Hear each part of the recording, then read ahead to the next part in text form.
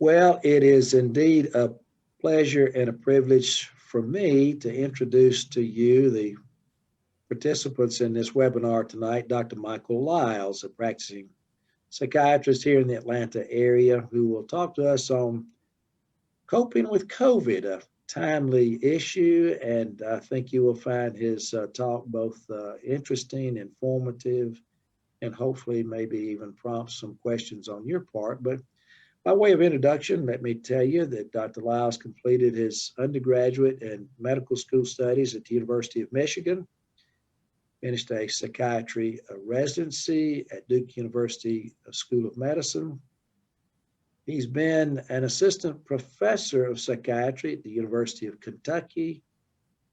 He came to Atlanta in 1986, where he has been ever since. And of course, during that time, he has seen countless numbers, thousands, I'm sure, of patients in his practice of psychiatry, but he's also presented to over 30,000 physicians and mental health professionals and lay counselors on a wide array of professional and community topics.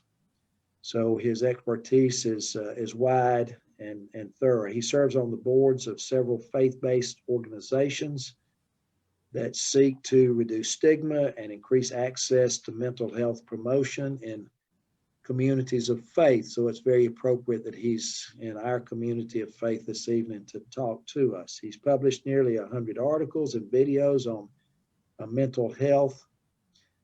He is married and has 3 adult children. And Dr. Lyles, when we last talked at our meeting, when you actually came to the campus, you had 2 grandchildren. You'll have to update us on whether there are more since that time. But we're delighted you're here with us. We thank you for your willingness to be with us, to speak to us and enlighten us. So without further ado, I will turn the program over to you. Well, thank you. Thank you, Bob. Yes, since I was here last time, I have a 3rd grandchild, a granddaughter. Well, congratulations. Yes, I have 2 grand boys that are getting older and starting to get into stuff, but now I have a 3-month-old granddaughter, which means I won't be retiring anytime soon. Okay, I to all the understand. people that think I'm too old now and I'm going to retire, I can't afford to now. I understand. Well, thank you for being with us. My pleasure. This is a very trying time for so many people. In fact, today in the Journal of Clinical Psychiatry, one of the lead articles was about how COVID-19 is affecting healthcare professionals. Because as we take care of other people, the wear and tear on nurses and doctors of all specialties has really become a major issue in healthcare across the globe, not just in the United States. And I thank you for your church's willingness to take a look at trying to help the people in your church deal with this, because I've been a psychiatrist since 1983. And this by far has been one of the largest challenges to the mental health of my patients of anything I've gone through. 9/11, I actually got to participate in some work right after 9/11 in New York City, 3 weeks after the planes hit. And that's nothing compared to what people are going through now. So I have a presentation that what I'm gonna do is I'm gonna share a little information about it. I'm gonna give you some practical tips with a biblical bent to it, since I'm talking to faith-based folks. And then I'm assuming we're gonna have some time for questions and answers. Well, questions, I don't know how many answers I'll have, but some discussion when we get to the end. How's that? Great. Let's share my screen here.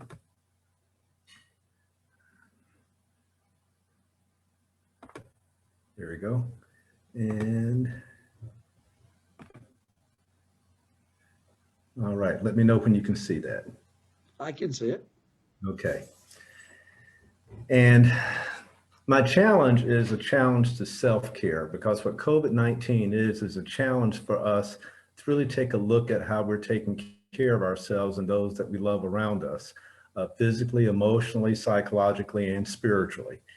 Because this is something that's really been very difficult for a lot of people.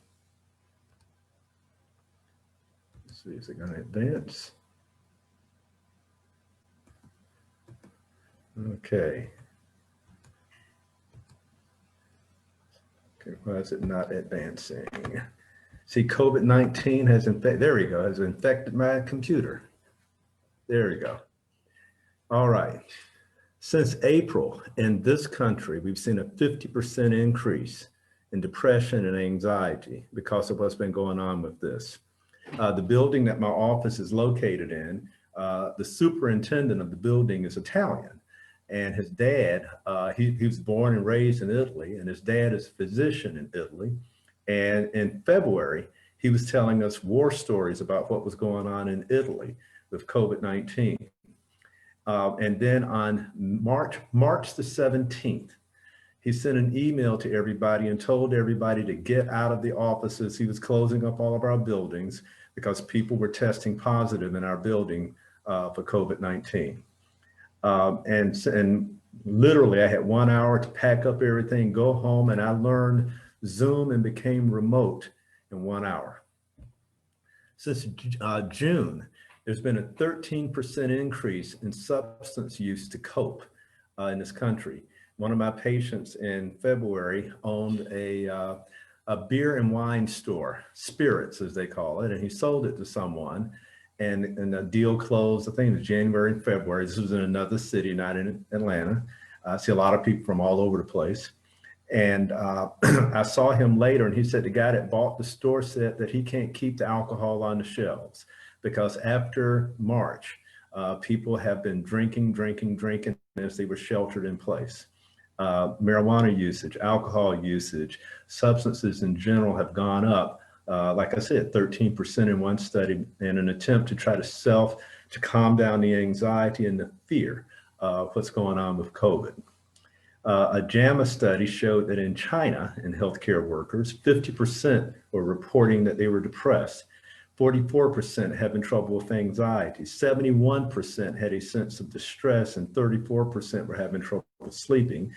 And today, this morning, in the online version of the Journal of Clinical Psychiatry, was a lead story about, it was a review of all the studies around the world of an avalanche of mental health problems in healthcare workers that are dealing with this in hospital settings and in outpatient settings.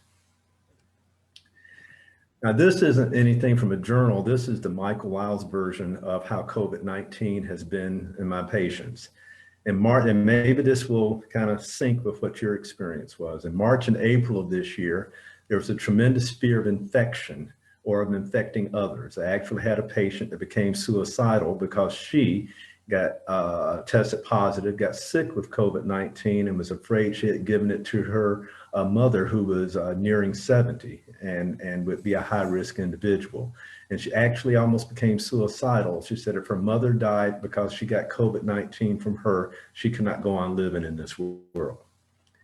I don't know if any of you would think back to that period of time when we were almost afraid to open our door and go out in the front yard for fear that it was in the air. It was almost like something from a horror movie back then. And then May and June, we had this tenuous hope that maybe when it got warmer, it would get better. Maybe this would be a passing thing and not enduring. For some reason, we thought it might get better and maybe either recede or go away. But it didn't.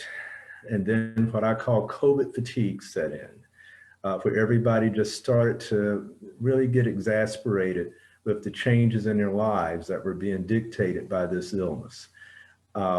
My son-in-law put it well. He says, I want my life back because of all the things he could not do himself and that he couldn't do with his family and my grandson. COVID fatigue. COVID fatigue is characterized by feeling that isolation, that separation from people. The fact that I'm talking to you guys on Zoom and not in person because big groups of people aren't meeting anymore.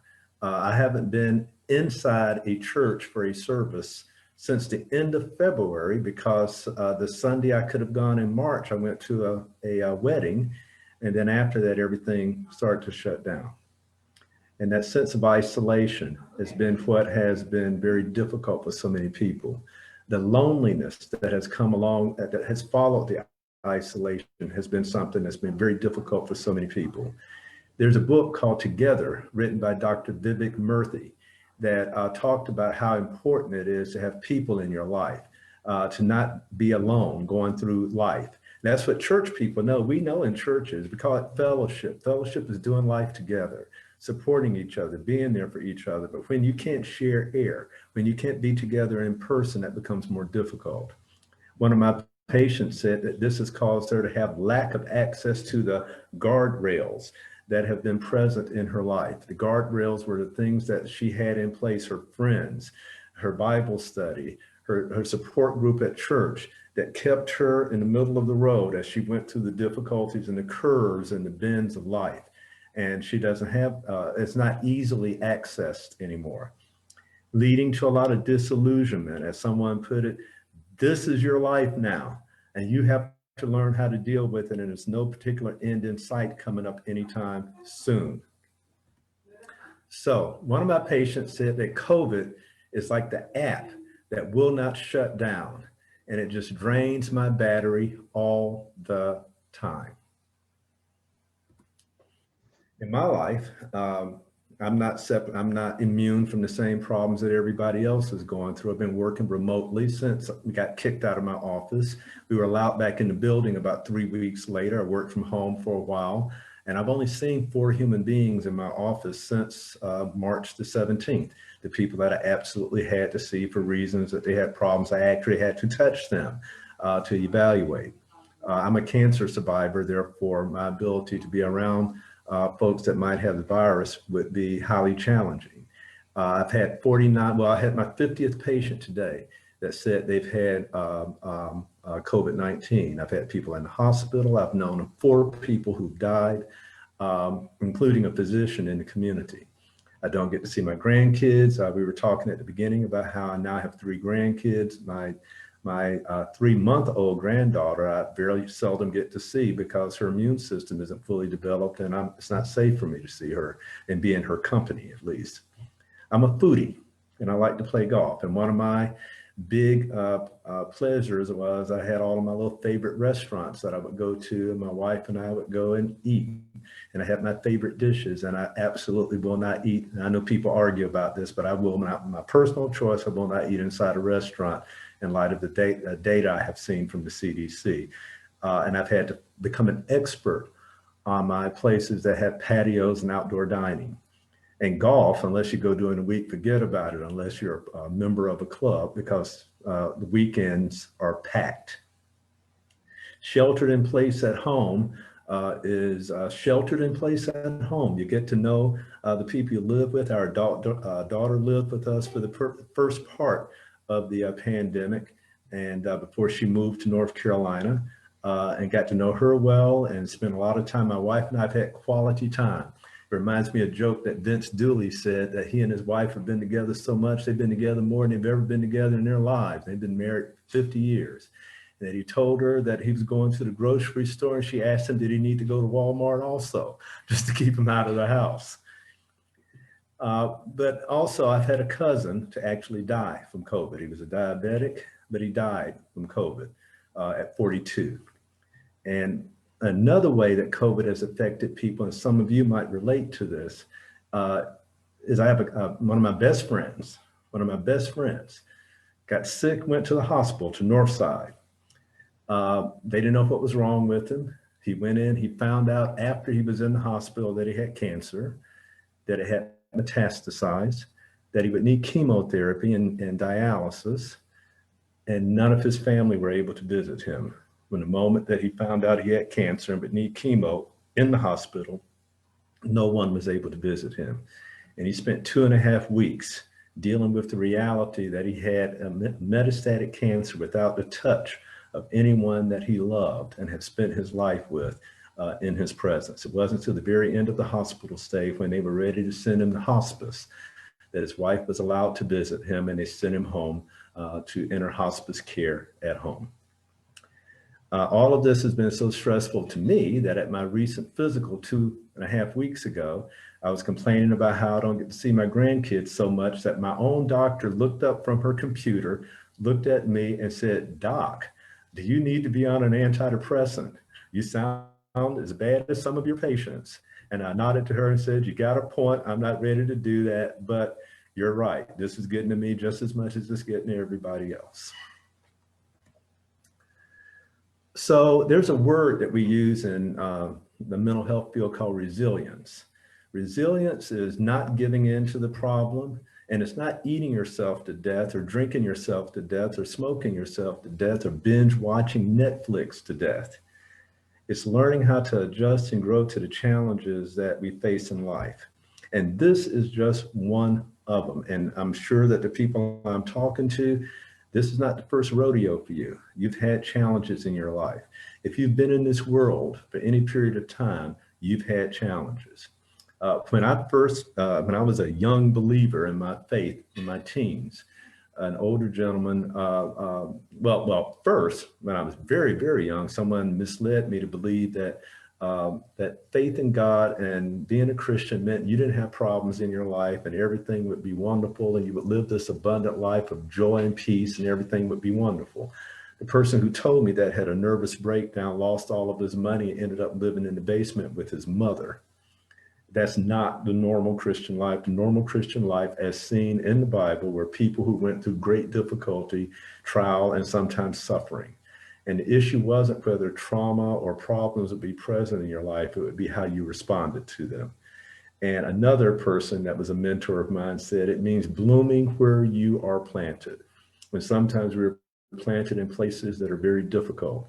As you think about people, some of the big icons of the Bible, I don't know of anybody that was planted somewhere that was just wonderful and easy, that had the easy life all the time. In fact, the normal experience was for there to be difficulty and struggle. So 10 practical things.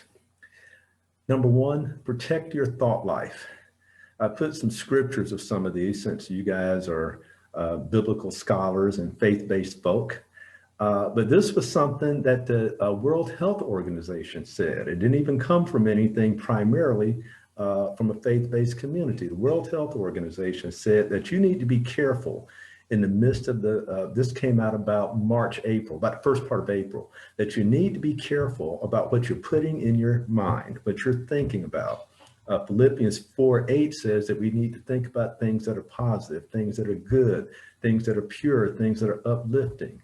And if you watch TV all day long and listen to the news, even when we're not having an election right now, you can't eat dinner and watch TV without hearing every politician in Georgia and the United States, telling how the other guy's lying, is lying and is not going to ever do anything good for you. Very negative. But back then it wasn't about politics. Back then it was about the virus 24/7, the virus. And if you listen to that, you'd be afraid to come out of your bedroom. So the World Health, the WHO, the World Health Organization recommended a time limit of 15 minutes twice per day for watching the news about virus stuff. And that included not just the TV, but the radio, internet, streaming, Facebook, you can't just sit there and expose yourself to all the trauma that's going on in the world all day long.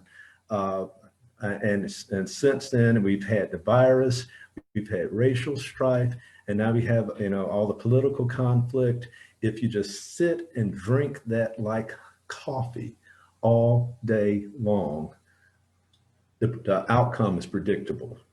Anger, irritability, anxiety, depression.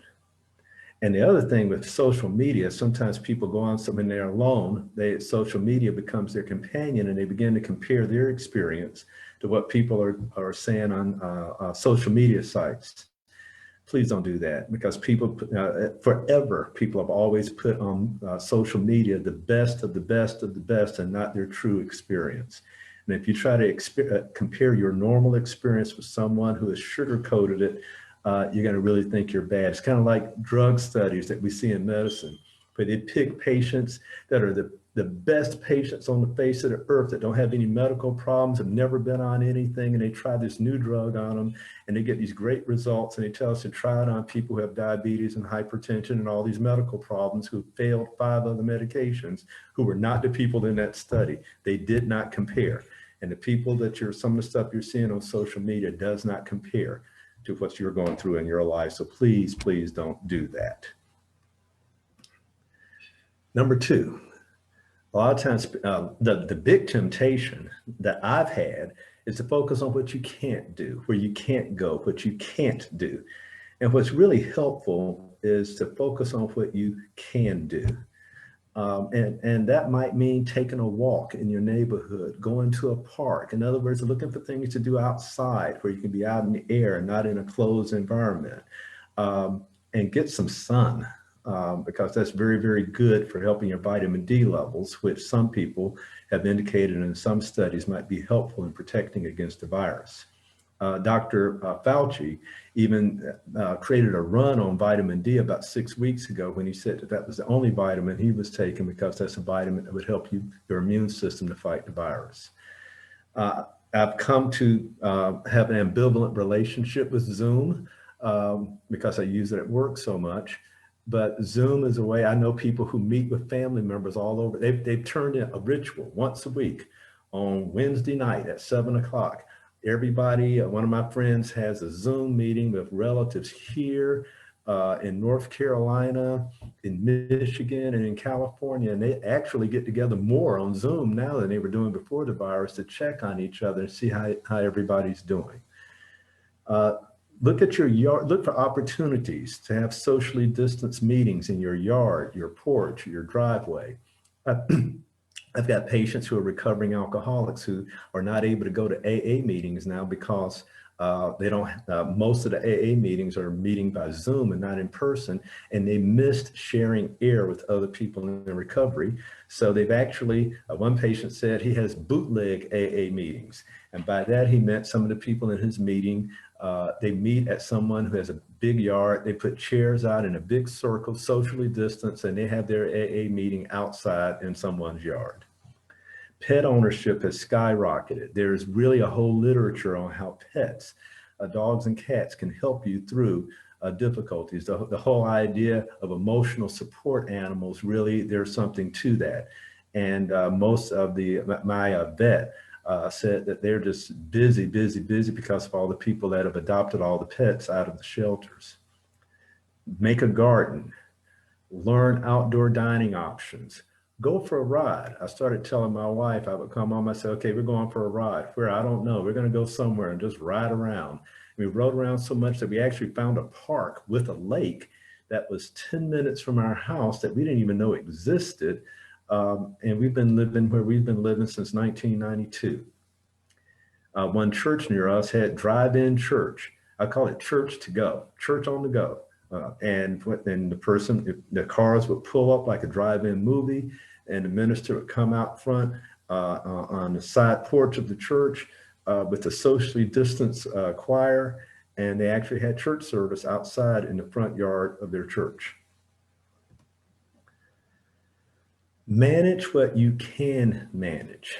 The prophet, after his big fight with the prophets of Baal, was exhausted, just burned out, and went off and fell down under a tree, exhausted, and talked about not wanting to go on anymore.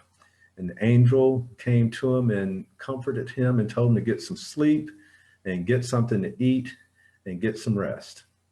One of the things that's important in managing stressful events like this is to get your sleep.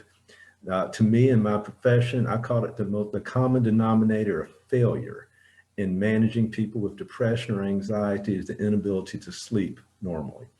The National Sleep Foundation recommends 6.5 to 7 hours of sleep for everybody, preferably uninterrupted, because that's the best quality of sleep. How much sleep people need varies a lot from person to person, but don't cheat yourself on sleep. If you need a nap, take the nap. If you need to rest, take the rest. If you're getting tired, don't try to push through it. Take a nap. It helps your immune system. Exercise. A lot of times, one of the nice things about the pandemic has been there were so many things that we used to do that we can't do anymore, that it creates an opportunity for us to do some things that we need to do, that we should do, that we weren't doing. And getting some exercise, even if it's just going for a walk, is something that can make a big difference in how you manage stress. Your diet. Being very particular about your diet is something that people don't pay attention to. The so-called Mediterranean diet, less red meat, more chicken, fish, more vegetables, more fruit. The so-called colorful plate is very important. I did a continuing education course from Harvard last week, and the chairman of psychiatry at Harvard said one of the most important things he tells his patients that are dealing with depression and anxiety, and it has nothing to do with the pandemic, is for any reason, is to clean up your diet and be very attentive to what you're eating. This is not the time to get skimpy with your medical care. You don't want to have to go to the ER or go to the hospital for a problem that was avoidable if you had followed the advice of your doctor. So if you have hypertension, take your medicine. If you're diabetic, do what you're supposed to do. Whatever it is that you're supposed to do to manage a chronic medical problem that you already had, do it, so that you don't have to go to the doctor for unnecessary visits and unnecessary inpatient hospitalizations in a system that is about to become taxed again. We've kind of gone through where we got very high, the numbers went down, but people are worried that we're going back up again in the so-called dark winter of COVID, where we may see another spike. And of course, the CDC safety things. Manage what you can manage. Wear a mask. I don't even want to discuss whether you should wear a mask again, because to me, I think it's implied. I told one of my patients, one of the best ways of saying I love you to somebody else is to put on a mask. It's not always about you. Sometimes, particularly as Christians, it's about what we're doing to tell somebody else that we care about their welfare. And wear a mask. Is it 100% foolproof? No. But not wearing a mask is 100% more risky for you and somebody else. Wash your hands, avoid crowds. Keep it simple, it goes a long way. Focus on what is positive in your life. Have a gratitude list. This is one of what you don't want to do is spend all your time thinking about what's negative in your life, what didn't go right. Think about what is going right in your life. At the end, I'm going to talk about a prayer that I recommend that one of my friends shared with me that I think is very helpful in this time. But focus on what's positive in your life. Look for what you can give thanks for. Look for something to be grateful for. Even though there's a lot of things I can't do, I'm grateful that I have a house to live in, that we have my car started. When I was younger, we had cars that didn't always start. When I was younger, we had houses where the utilities didn't always work. There's so many little things that we have food to eat. There are a lot of people, particularly now, they're losing their jobs, losing their homes, that don't even have food to eat. And think about positive memories. When I was doing my continuing education course, it was virtual because nobody gets together anymore unless it's a political rally. And I was sitting in this room, in my dining room, and behind me, I'm doing this because this dining room cabinet behind me is a prop on purpose. I want it to be in here. I was sitting here listening to some boring lecture about some neurotransmitter gobbledygook about the brain. And I looked at that cabinet and I remembered when we bought this dining room suite. We had been married about a year or two, barely had enough money to put a down payment on a dining room set, let alone own one. And this was one of our first major purchases as a married couple, was the dining room set, the table I'm sitting at and the cabinet behind me. And I said, you know, that was a long time ago and a lot has changed since then.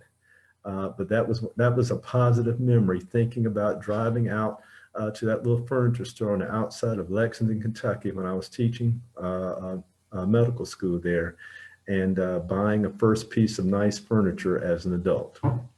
I wouldn't have had that memory if I was not sitting in that room doing a virtual meeting, and instead had flown to Boston and was sitting in some hotel ballroom staring at slides with a cup of coffee in front of me and with my 800 of my best friends. So look for ways to capture a blessing, even in the situations that you don't like being in.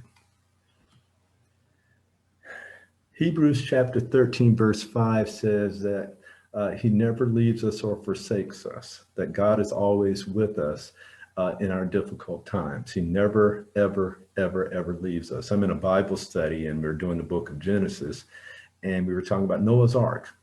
And it said that when Noah went into the ark, and the flood occurred, that God remembered Noah and the animals and brought them back to safety.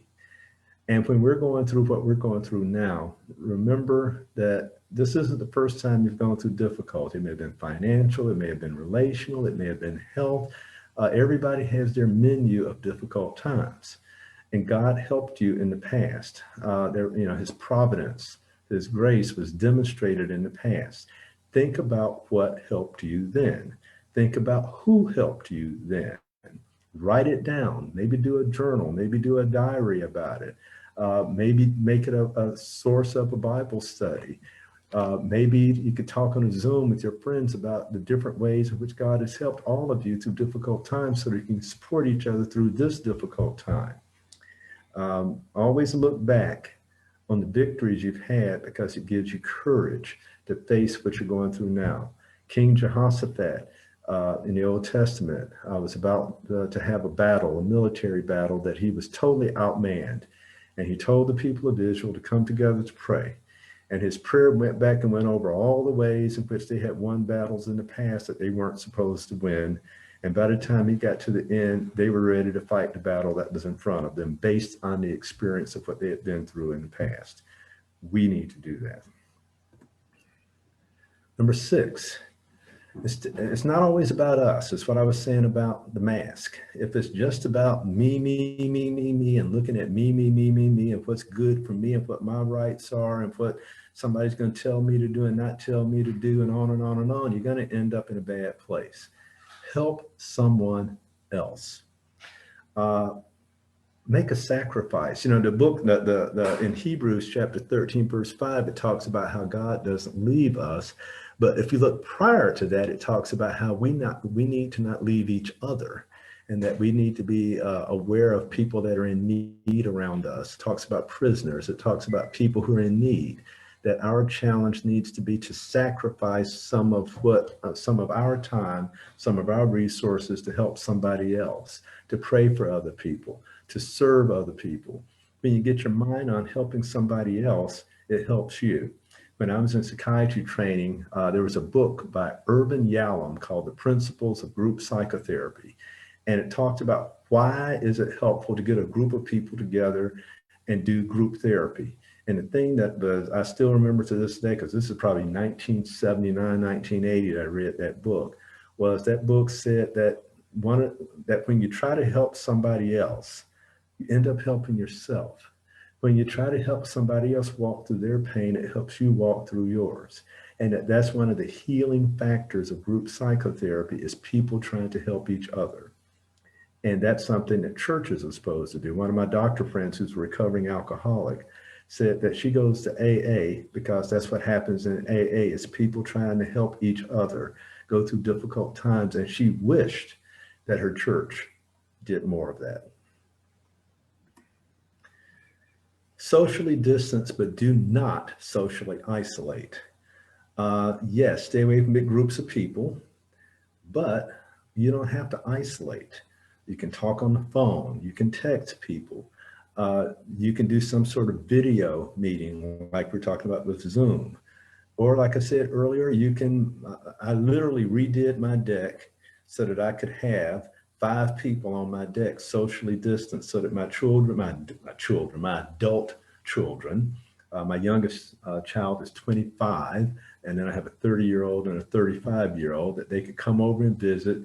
I would like for them to come visit, but I really want them to bring my grandkids. So I have now an excuse for them to feel like they can safely come over to my house and be able to visit outside, socially distanced, and have a safe place for us to visit. You can do that in your yard. You can meet people in a park. As a gentleman I was mentoring that I've known for years, he and I met at a park on a Saturday morning, got opposite ends of a picnic table, and had breakfast together. It was wonderful, aside from the flies. One day at a time. This is just an attitude that as you're going through something like this, please don't get into when are we going to get a vaccine? Are we going to get a vaccine? Are we going to get some kind of treatment, some kind of therapeutic agent that you can give people when they get the virus and they get better without getting so sick? That's all stuff you can't control. And that's all stuff that's going to happen at some point, maybe at some point in the future. The only thing you can really focus on and do something about is what you're going to do today. What's in front of you today? How do you get through today? We always tell people go one day at a time. Sometimes if your life is stressful enough, it needs to be one morning at a time. I've had times in my life where it needed to be 1 hour at a time. But to cut it down to bite-sized pieces and don't choke trying to swallow problems that may be going on for the next 3 or 4 or 6 months that you can't do anything about. Focus on what you can do something about today. Develop new family traditions and memories. Psalm 69:8 says that, don't become a stranger in your own home with your own family. Try to be very aggressive about trying to figure out a way to do things with your family. My family right now is trying to figure out how we're going to do Thanksgiving because this is our year to have everybody at our house. And of course, is that safe? Is it a way to do that?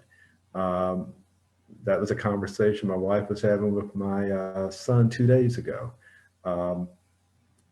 Put some energy into how to do that and don't just give in and say, I can't do anything. Really important, practice self-compassion. Psalm 37 says, the steps of the good man are ordered by the Lord, and he delights in his way. And though he fall, he will not be utterly cast down because the hand of the Lord God upholds him. It didn't say if he falls, it says though he falls. Lower the expectations you have of yourself. You're going to have bad days. You're going to have times when you're weak. You're not going to get all this right all the time. It's just hard. It's difficult.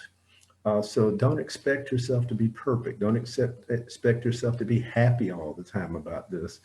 And sometimes it's helpful to have an accountability partner that you're talking to about your experience going through all of this so that you're not doing it alone. And if it's really getting the best of you, get help. And maybe even professional help, but don't do it alone. Have some practice some self-compassion.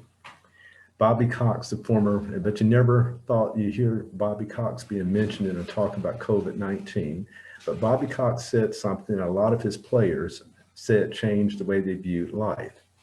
He said that the reason he liked baseball more than college football was that in college football, to win a championship, you had to win all of your games.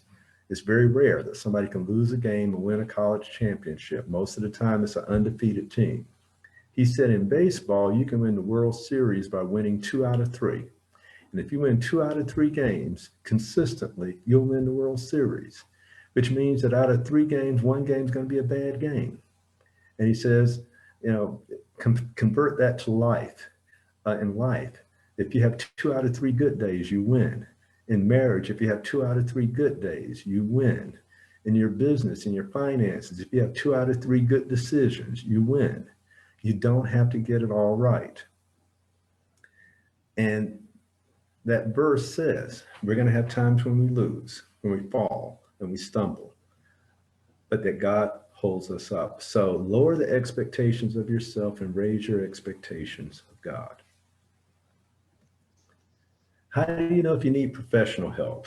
If you start getting depression and anxiety that significantly impairs your life and functioning to the point that you can't do what you need to do and perform your responsibilities in your work life, in your family life, you're not taking care of yourself.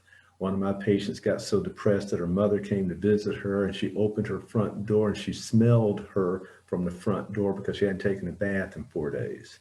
If you're getting that impaired, you're getting a major problem. If it's affecting your sleep or your appetite, where you're sleeping too much or too little, or eating too much or too little. If you're losing interest in things that used to be fun or pleasurable. If you're having a sense of guilt that you can't get away from, if you're tired with an energy deficit, if you can't focus and concentrate, if your appetite is affected greatly. And if you feel psychomotor retardation is when your blood is like molasses, and psychomotor agitation is when your blood feels like acid. in terms of the energy, how you feel inside. And suicidality, if you're having thoughts of hurting yourself. If you're having any of this stuff, this is the time to raise your hand and tell somebody, I need some help. A friend of mine, a psychologist, works a lot with Christian leaders, pastors that get in trouble. And he teaches them the daily prayer of examine, which was a prayerful reflection prayer that St. Ignatius of Loyola recommended to the Jesuits 400 years ago. And it's simply a prayer that looks for God's presence and direction as you're going through life. And he tells people to memorize Psalm 137, 1 through 3 and 7, which says, O Lord, you have searched me and known me. You know my down sitting and my uprising. You understand my thoughts afar off. You can pass my path and my lying down and are acquainted with all my ways. Whither shall I go from your spirit, and whither shall I flee from your presence? It's a psalm that talks about how personal and intimate the presence of God can be in our lives as we go through life. And he recommends praying in a manner that helps us understand that. And it's not just getting on your knees and talking about what you want. It's not just getting on your knees and saying, I need help.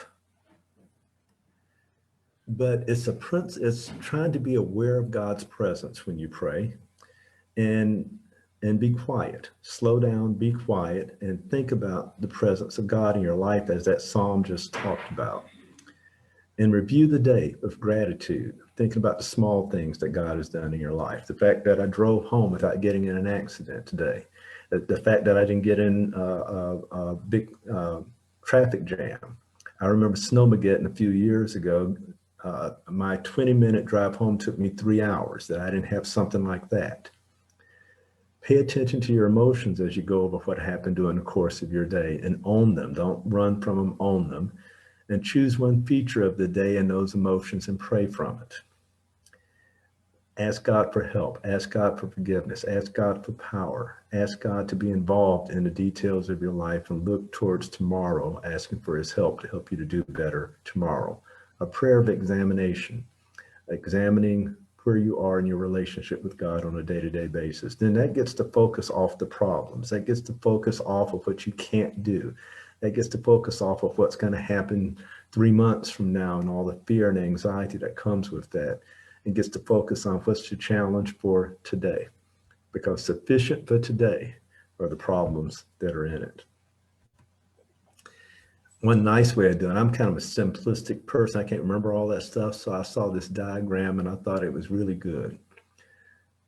Just 5 fingers of your hand. Begin with breathing and being grateful, being aware of your feelings and the good stuff and the bad things that happen that day, and pray about it and look ahead to what God's going to do in your life the next day. Something you can do at the beginning of the day, at the end of the day, in the middle of the day. In 2017, I got diagnosed with cancer. Just like somebody hit me with a baseball bat. I had no idea that was something I was going to have to go through. I thought it was a lab error. I walked out the doctor's office. When I drove to my doctor's office to get the results of my biopsy, I remember pulling up in front of the office, went to get out the car, and God spoke to me and said, "You're not ready to go in yet. Sit down, breathe, and be quiet for a moment." And I said, "Lord, I don't know what this man is about to tell me, but whatever he tells me, nothing changes between you and me." And I got out the car, marched in the office, expecting, after I had said that wonderful prayer of faith to God, that he would tell me that it was a lab error and I was good. He told me I had cancer and that I was going to need surgery or radiation. I stumbled out of the office numb, got in the car, went to put the key in the ignition. It's almost an audible voice. I shouldn't say that as a psychiatrist, but it was almost an audible voice that said to me, "You're not ready. Slow down. Be quiet for a second, because remember, nothing changes between you and me." And I was led to a friend of mine who told me we're going to be prayer partners and we're going to pray through this, and we're going to get up every morning at 5:30 and we're going to be grateful. We're going to have a prayer of gratefulness every morning. We don't ask for anything. We don't ask for anything. We're not going to just talk about what help I need. We are going to just pray a prayer of gratefulness every day. And that's the way you're going to get through this. And he was absolutely correct. So my challenge is to those of you that are listening to this, for yourselves and for those around you, don't do this by yourself. As a church, you're not supposed to do this by yourself. You're not supposed to be alone. These people aren't particularly socially distanced, but the thought is what you need to think about, that they needed each other then, and we need each other as we go through this. I had a friend that used to call me every Friday and find out how I was doing and how I was going through this, that died recently. And I thought about, he's helped me through the first part of this pandemic, because every Friday I knew at around about 10, 11 o'clock, my phone would ring. And it was my friend calling to see how I'd done that week. And you need friends to get through this. You need people in your life that are going to stand beside you and just support you as you go through times like this. And I believe, yes, that's my last slide. I'm going to stop sharing my slide, and maybe Bob, you can join back with us and we can have some discussion.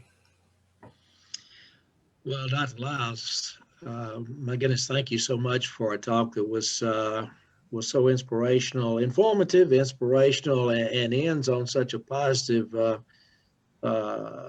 ray of hope for us all, and the fact that we do have that relationship with God that doesn't change, that is there, never ending, will always be with us through thick and thin, and so appropriate for this time. So thank you for that, and I hope that others of this group have been equally inspired. And I'd open it up to some questions. Will, we may need your IT expertise to help us let people chime in, either by keying it in or actually coming online and voice with us. So I'm going to let you help with that. Hey, Bob, can I say something? Yeah. You said that you appreciated that word of inspiration about what happened when I went through cancer. I had to get it. And as we go through difficult times now, what will be the testimony that we will have after going through this? What will we learn going through this that we can share and encourage somebody and give hope to somebody later on? I had a preacher that said, you can't have a testimony without a test. Right. Yeah. Well, and thanks for sharing that with us. And I know you see patients that have been through that same thing, and it's life-changing. I've been through that same thing myself, and it is a life-changing event, and you hope that it changes you in a very good way, emotionally and spiritually, and hopefully even health-wise. And so thanks for sharing that with us. Will, what do you have for us? Anyone's able to type in the chat if they have a question, or they are able to raise their hand. I believe there's a button they can press, and I can allow them to speak through their microphone. So I'll wait and see if anyone has a question.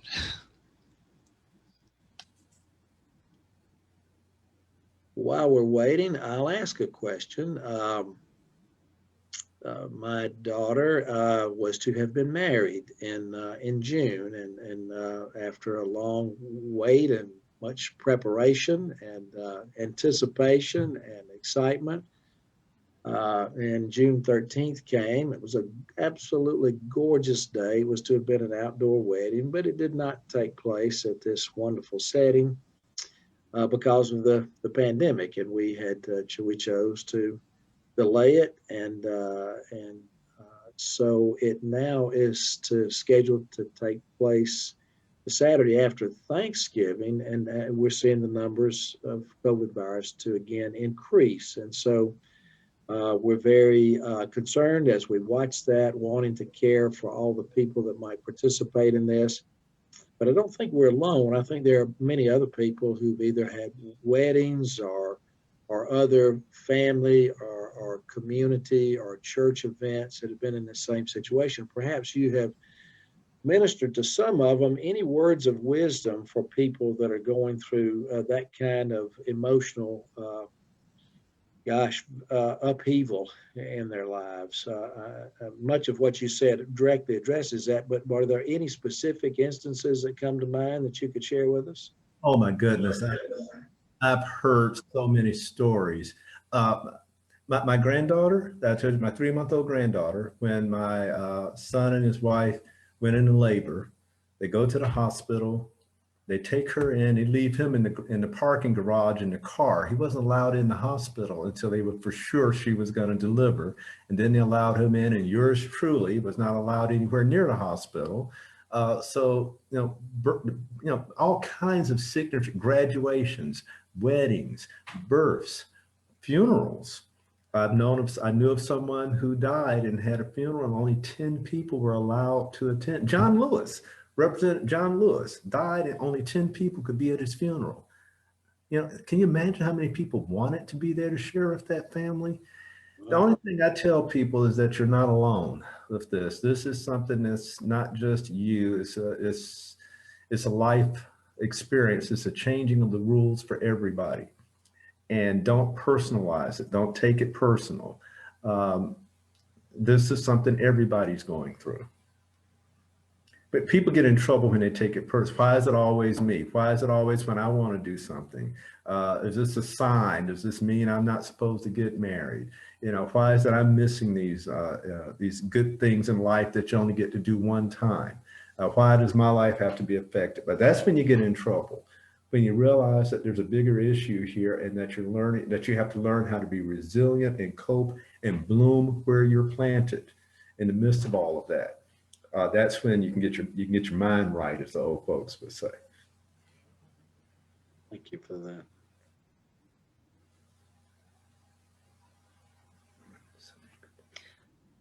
Let's see. Will, you want to read those, or shall I?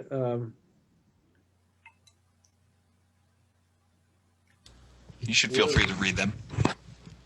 Yeah, here's one from a member of our church. How to help my family understand. It went away, Will. Lost that one. You want to leave that one back up? I think it said how to help my family understand that I'm not going to be there for Thanksgiving dinner, that I can't be there for Thanksgiving dinner. Well, like I said, that's something a lot of families are going through. It's not just your family, because it's a legitimate issue. How do you safely celebrate Thanksgiving together? Particularly if you have to travel somewhere far off and get on a plane to go there, or even driving. And that's when you have to just be honest. And help people to understand it's not about them, it's about being safe, and try to figure out other ways to do it. Do you join them doing a Zoom call? Do you cook a part of the meal together? Sharing recipes, cooking together by Zoom, or and showing, maybe everybody cook some part of the meal and show it on Zoom together and eat together. Is it possible to do it outside? My family's even talked about eating at a park if the weather allowed. To get together and do some big meal outside. So be creative, but be honest with each other, and be gentle and compassionate with each other. And like I said earlier, don't take it personal. We're not, I've had to not take it personal that I can't see my granddaughter as much as I want to. Or I don't get to see my grandchildren as much as I want to, because there's a bigger issue going on here, and everybody's just trying to do the right thing. I have a question from Neil Blake. Can you address healthy grieving, can you address healthy grieving a death during this time? Virtual hugs miss the mark. Like I said earlier, I'm actually grieving myself because one of my best friends died last week. And I didn't get to hug him. I didn't get to do any of that stuff that I normally would. And I'm going to go to a memorial service where I'm going to be 10 feet away from everybody.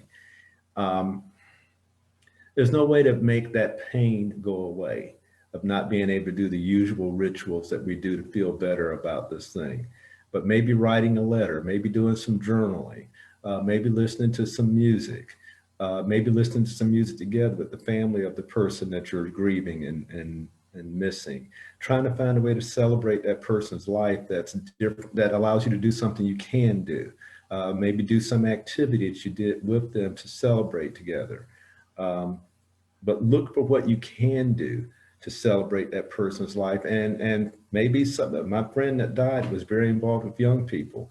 Part of celebrating his legacy is to help young people. Like I said earlier, try to help somebody else. Don't just focus on what we can't do. Maybe try, as part of your grieving, to think about what that person would want you to do to help somebody during the holiday season that might be less fortunate, and turn that lack of a hug into an air hug to somebody that this person would be proud of you hugging. I have another question from one of our pastors, Cassie Waits. Knowing that so many people are struggling right now, how can we practice being more aware when those around us are struggling? Are there small or easy things that we can be doing? Simply talking about it, being more open about what you're going through, being more transparent. Because when people are going through things, a lot of the time, I'm gonna tell you something. In my work, the thing that's difficult for me is not hearing people talk about what they're going through, all the difficulties they're going through. Is hearing about them going through it by themselves, how lonely they are as they're going through it. And some of them are members of churches, and they don't feel safe to be honest with the people at their church about what they're going through. And the only way people feel safe is if you model it by letting people know that this is difficult for you. I've told you, I'm not, I have times where I'm not doing that great with this either. I don't have it all together about this. Or sometimes I get angry, or sometimes I get sad, or sometimes I grieve. But being open and honest with each other, confessing your faults one to another, as it says in Scripture, will give them permission to let you know when they're going through difficulties. Nobody's going to share with you that they're going through difficulties if they think you got it all together 100% of the time. That's what I was talking about AA earlier. My doctor friend said that's what made AA so helpful for her, is that they're not afraid to air their dirty laundry. But the advantage that we have in church is that once we air that dirty laundry, we get to put it in the washing machine of God's love and grace to be washed and taken out and dried in the dryer of the Holy Spirit to give us a chance to do something different the next time. But you can't do any of that if you don't even admit that the dirty laundry is there. I have another question from someone watching live. What can you say to someone who thinks they ought to be able to be strong enough to get through their depression or anxiety on their own rather than seeking help?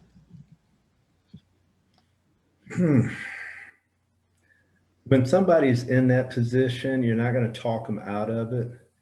The reality is that's almost next to impossible for somebody to do, to just will themselves out of something that difficult. But they're afraid to, most of the time, to look at the severity of it, how it's affecting them. And the most important thing you can do, instead of trying to talk them out of it, is to stay with them, walk beside them, don't go anywhere, stay in their life, so that when they realize that they need some help, they'll have somebody to walk beside them as they have it. I've had ministers bring people over the years, bring people to my office that wouldn't have come by themselves because they were afraid to go see a psychiatrist. And the most loving thing that minister did was just sit in my waiting room while they were in the office, so that they would feel safe. And sometimes just staying with that person will give them the courage to open up and be honest with you, and not play the fake game of I'm good, I got this, when they don't.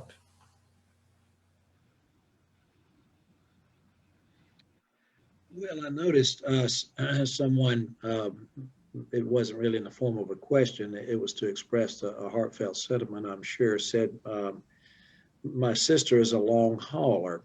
It's hit my family hard. I'll admit it's upsetting when I see people, particularly seemingly mature adults, who are maskless. It's hard not to feel offended.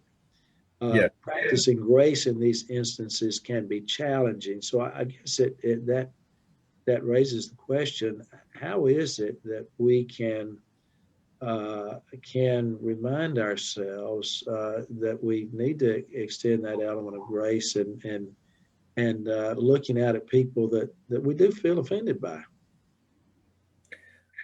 I've lost a relative to COVID, and I was talking to his mother about that because she said that when she's lost a son to this disease, and when she sees people without a mask on, she wants to walk up and slap them. And and she's a good church woman, and she says she wants to walk up to them and just slap them and hit them because it's an affront to her. She's offended when she sees people do this. And she said that would not change anything. It doesn't bring my son back. It doesn't change that person. There's some battles in life you don't fight. And fighting a battle, we have people that come to my office, my building. You walk in the door, it says masks are required. You get on the elevator, masks are required.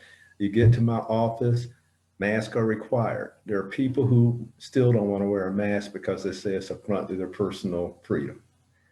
And you have to have this long discussion about how it's not about you. But you really have to have a relationship with somebody to get somebody's attention to do that. If you don't have a relationship, if you don't have an entree with them, it's just going to be a fight. And right now that's not worth doing. Mm-hmm. Even if you have a relationship, they still might not wear a mask, but at least it won't be an argument. Right. Will, were there others? Not yet.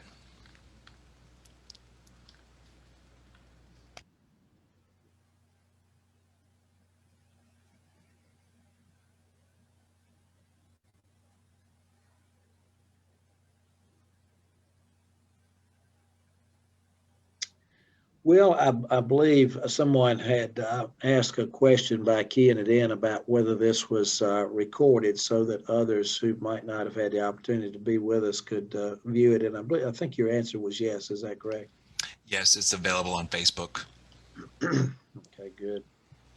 So those in attendance, if you want to disseminate that information to your friends, to your family that couldn't be with us, I think that'd be a great thing because it's just been a wonderful program to hear, especially with the scriptural basis of it, the spiritual nature that appeals to all of us. I think it's very appropriate for us as practicing Christians to learn how to go through these difficult times. Perhaps this is not going to be the last one in our lives. Almost assuredly it won't, but we can learn a lot from it. I think we've already learned a lot from this, and hopefully the patience that we're called upon to exhibit, the grace that we must dispense for others will be a great foundation for us for the future, because this is not the last coronavirus probably, but certainly not the last trial or tribulation that we will go through. Yeah, it's not.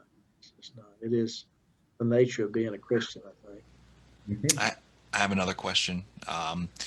From Bill Blake, how best to relate to family or friends who want to get together when you don't think it is safe to get together?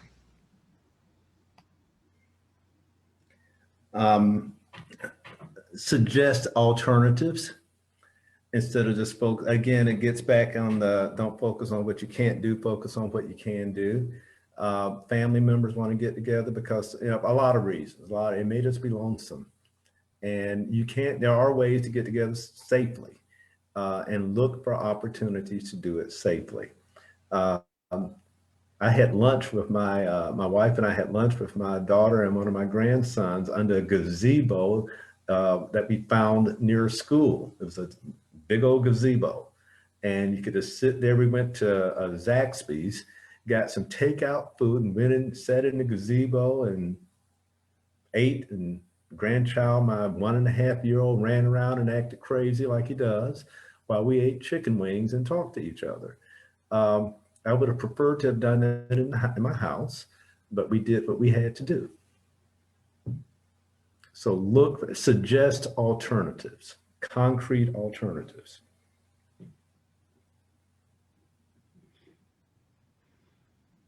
Very good. Will, any others? I'm not seeing any yet. Well, we've been going a little over an hour, and this has been wonderful. I don't think anybody has had anything other than absolute attention to all this, because each one of the 10 recommendations that you've given us, Dr. Lyles, are ones that I think we can put into practice. Well, I'm hoping that others are going to view this. Maybe even we could make the slideshow available to people if they wanted to. That would be real helpful for folks as a great review, especially with the scriptural references that are there. So, Will, I'm hoping we've got that we can make available for folks. But perhaps in the absence of other questions, it might be a good time to wrap us up. And Dr. Lyles, for me to again say thank you to you for all that you mean to us. You've presented 2 programs to our church now, and both of them have been just absolutely wonderful. And we thank you for that, and we wish you the best in your practice, because your practice is it's more than just the practice of medicine and psychiatry. It's a ministry, and I'm sure you view it that way. I can tell from the way you go about things that it is a ministry for you, and we thank you for that. So, Will, if it's appropriate, I might even close us in prayer and then wish everyone well as we go about our evening activities. Let us close with a word of prayer. Gracious and great Heavenly Father, we thank you for this opportunity to gather this evening as a family of faith and to hear Dr. Michael Lyles to talk to us from his heart, from his experience, from his expertise, to guide us, to inspire us, to uplift us, to inform us. We pray that as we leave this meeting tonight, that this will have been life-changing for us, in the sense that we can take these words of wisdom and incorporate them into our being as we work amongst others in this world, that your light may shine through us, that all that we say and do as we go through this experience may be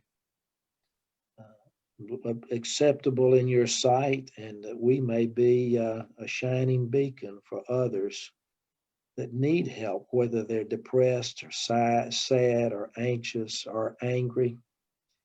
Help us all to help each other. And now, as we go from this place, we pray for everybody's safety. Keep us safe from this virus. Help us minister to those who do have it. And perhaps as we are able to gather again as Christians, we look forward to that with the inspiration that we have from tonight, that it will be something that will be to your honor and to your glory. And all these things we ask in Christ's name. Amen. Thank you very much. And goodness, we look forward to being with you again. We hope next time that maybe it can be in person. That'd be great.